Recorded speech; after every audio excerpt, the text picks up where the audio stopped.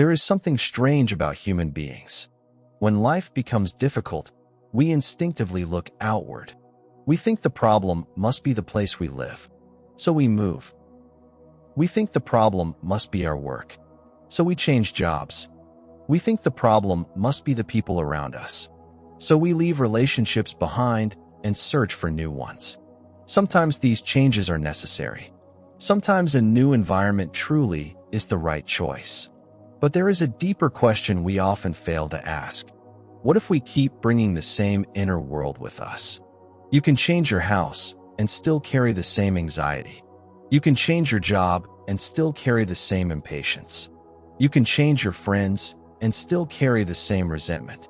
You can travel to another city, another country, another life, and still wake up with the same restless mind.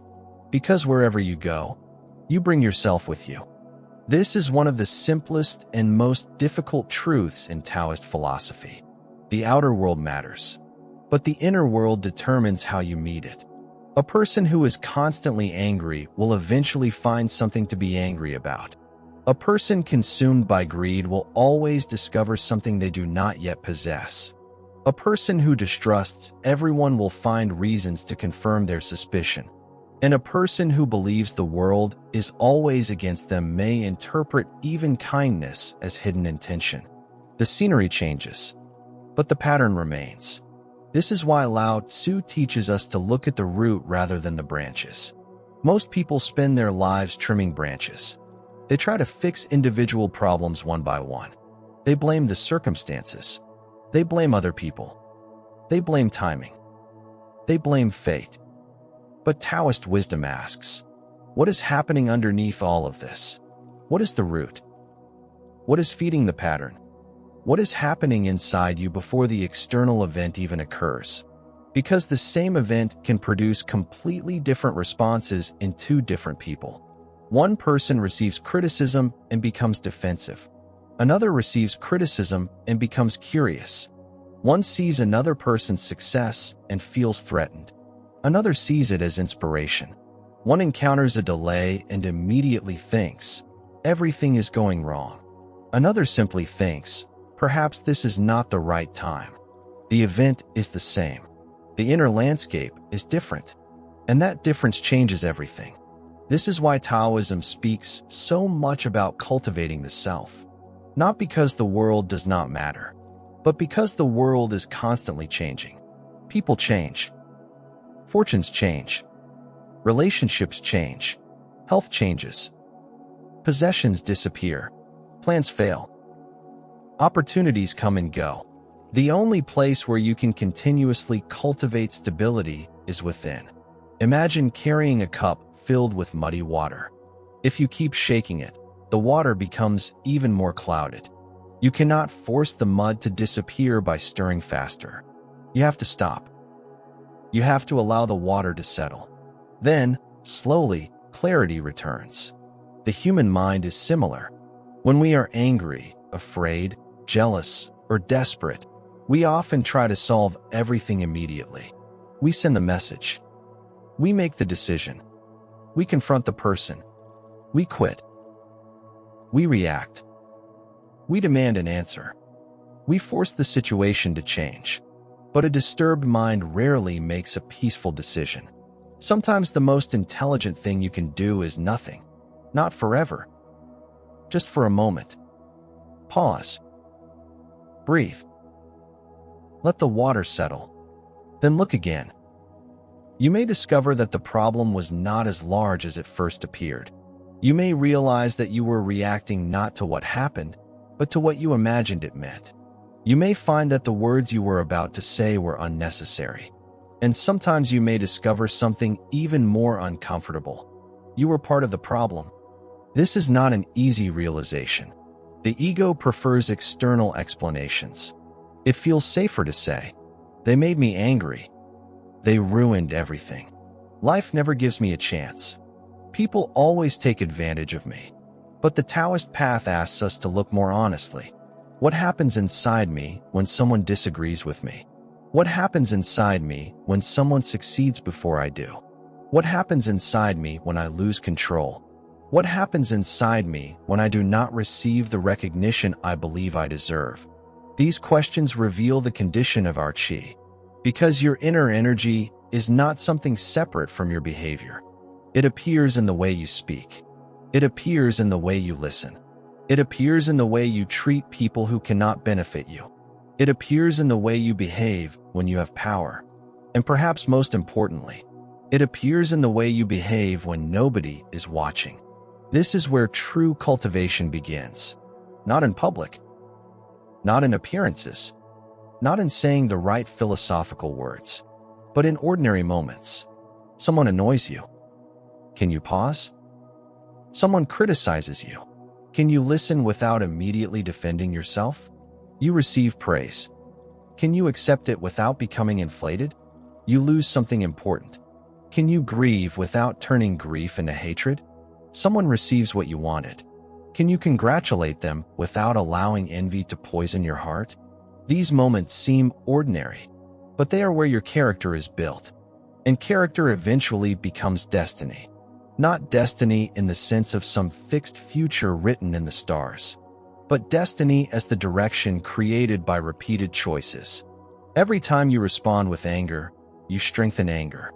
Every time you respond with resentment, you strengthen resentment. Every time you choose patience, you strengthen patience. Every time you choose kindness without expecting anything in return, you strengthen kindness. Eventually, these choices become automatic, and what once required effort becomes part of who you are. This is why changing your environment alone is often insufficient. If you are impatient, a new job will not automatically make you patient. If you are insecure, a new relationship will not automatically make you secure. If you are constantly comparing yourself with others, more success will not necessarily end the comparison. In fact, sometimes success makes it worse. Because once you get what you wanted, the mind simply creates another target. More money, more recognition, more followers, more influence, more proof that you are enough. The finish line keeps moving, and the person keeps running. This is the tragedy of chasing fortune from the outside. You may spend your entire life trying to reach a place where you finally feel complete. But the mind that cannot rest before success often cannot rest after success either. So the Taoist question becomes, what if peace must come before achievement rather than after it? What if you do not need to become successful in order to become calm? What if you need to become calm so that you can understand what success actually means to you? This changes the entire way we approach life. Instead of asking, what should I get? We begin asking, what should I become? Instead of asking, who can help me? We begin asking, am I becoming someone people can trust?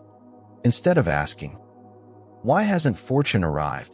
We begin asking, am I building the character required to hold what I am asking for? This is where the Taoist idea of De becomes important. De is often translated as virtue, integrity, or inner power. But it is not virtue as performance. It is not about looking morally superior. It is not about collecting good deeds so that the universe owes you something. De is quieter. It is the inner foundation that allows a person to remain balanced when circumstances change. When you have an advantage, do you abuse it? When you have power, do you humiliate those beneath you? When you have money, do you become careless with other people's trust? When you have influence, do you use it only for yourself? When you can take more than your share, do you know when to stop? These are not abstract philosophical questions. They determine whether success becomes a blessing or a burden.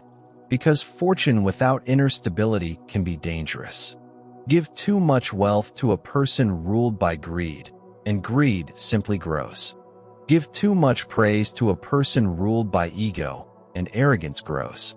Give power to someone without restraint, and power reveals what was already inside. This is why Lao Tzu does not simply ask whether you can obtain something. He asks whether you can hold it without losing yourself. A small fortune can be managed by almost anyone. A large fortune requires a larger character. A small amount of power may reveal little. Great power reveals everything. And this principle extends far beyond money. Relationships can reveal it. Success can reveal it. Failure can reveal it. Even suffering can reveal it. When life becomes difficult, some people become bitter. They decide that because they were hurt, they now have permission to hurt others. They turn disappointment into cynicism. They turn betrayal into distrust. They turn pain into cruelty. But another person can walk through the same kind of suffering and become softer. Not weaker. Softer. More understanding. More careful with other people's wounds. More aware of what truly matters. The difference is not necessarily in what happened. It is in what they allowed the experience to make them.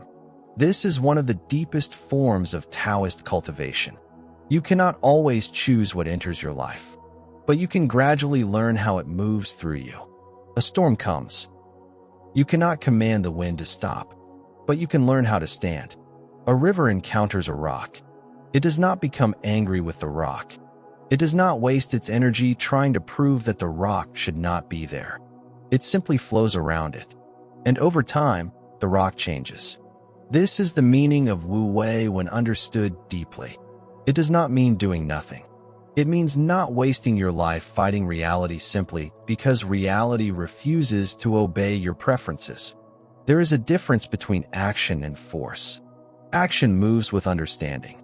Force moves against resistance blindly. One uses energy intelligently. The other burns energy simply to prove that it can. Think about how often we exhaust ourselves trying to control things that were never ours to control. Other people's opinions, other people's emotions, other people's decisions, the timing of events, the past, the future, the weather, the economy, the changing seasons of relationships. We want certainty, but life does not promise certainty. The Tao does not promise that nothing will go wrong. It teaches something more valuable. Do not let what goes wrong destroy the center within you. That is a different kind of freedom. You may lose money without losing your dignity. You may lose a relationship without losing your ability to love. You may be misunderstood without becoming obsessed with proving yourself. You may fail without deciding that you are a failure. You may be rejected without turning rejection into hatred. This is what it means to preserve your Qi. You stop allowing every external event to enter your inner world and rearrange the furniture. You begin to develop an inner center. And from that center, you can respond instead of react. This is where real fortune begins. Not when the world finally becomes easy, but when you stop requiring the world to be easy before you can be at peace. The person who lives this way becomes difficult to destabilize. Praise does not make them arrogant. Criticism does not destroy them. Success does not make them careless. Failure does not make them hopeless. They remain flexible, like bamboo in the wind, like water around stone, like a mountain beneath passing clouds. And this does not mean they have no emotions. They still feel anger. They still experience fear. They still suffer loss. They still desire things. They still have dreams. The difference is that they do not become completely identified with every feeling that passes through them. A wave rises. They see it. A wave falls. They let it fall. They do not need to become the wave. Perhaps this is what inner freedom really means. Not having no storms, but knowing that you are deeper than the storm. And once you begin to understand this, you may discover something surprising. The goal was never really to change your fortune. The deeper goal was to change the person who meets fortune. Because when your inner world becomes clearer, your choices become clearer. When your choices become clearer, your relationships change. When your relationships change, opportunities change. When your actions become more measured, fewer problems are created by your own impatience. And slowly, the path of your life begins to change. Not through force, not through desperate pursuit, but through cultivation. So before you ask life for more, pause. Look inward. Ask yourself, is my mind calm enough to recognize a good opportunity? Is my character strong enough to hold success without becoming arrogant? Is my heart clear enough to recognize a good person when they appear? Am I creating the very conditions that I complain about? These questions may be uncomfortable, but they are powerful. Because the moment you stop asking only, "Why is life doing this to me?" and begin asking, "What is my way of meeting life creating?" you have already taken the first step toward a different kind of fortune. A fortune that does not depend entirely on circumstances. A fortune that begins with the state of your own heart. And once the heart becomes steady, you may finally understand why the ancient Taoists did not spend their lives chasing every opportunity.